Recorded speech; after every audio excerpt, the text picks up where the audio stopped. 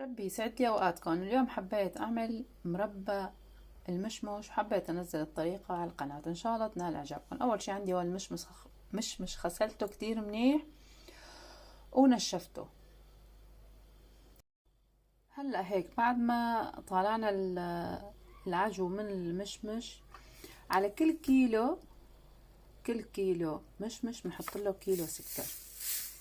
هلا بنرش على السكر ومنعيفه لتاني يوم لا يطلع منه السوائل، بعدين نغليه على الغاز. بنعيفه بهالشكل لتاني يوم، بنغطيه لتاني يوم ونرجع نشوفكن بالمرحلة الثانية.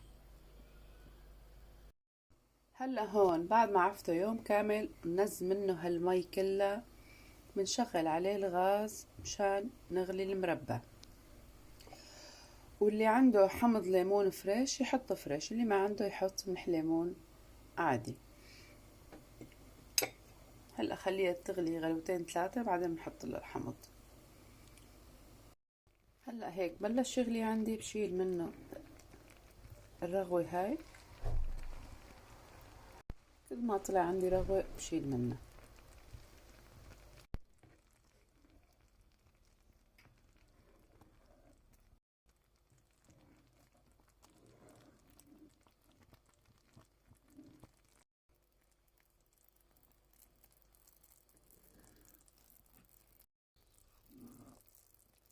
هلا هيك بعد ما شلنا كل الرغوة منها بنحط الحمض الليمون.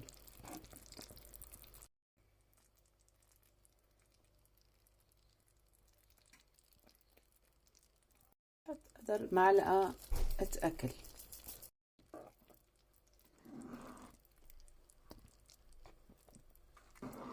ونخليها كمان على الغاز مدة 15 دقيقة 10 دقايق.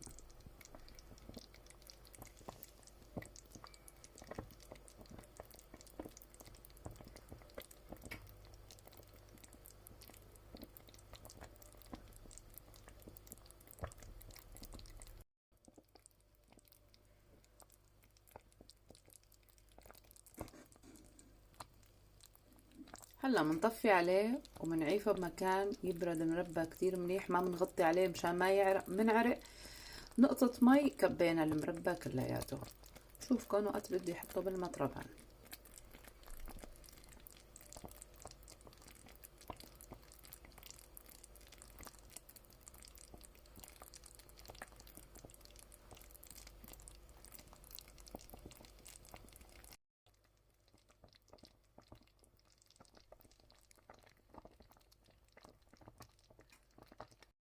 هلا هون هيك المربى عندي برد كتير منيح. هلا بنحطه بالمطربان.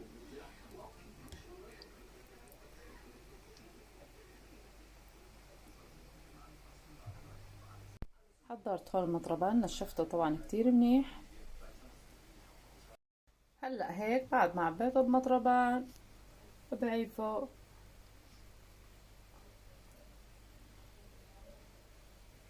ان شاء الله يعجبكم المربى. صحة والف هنا يا رب.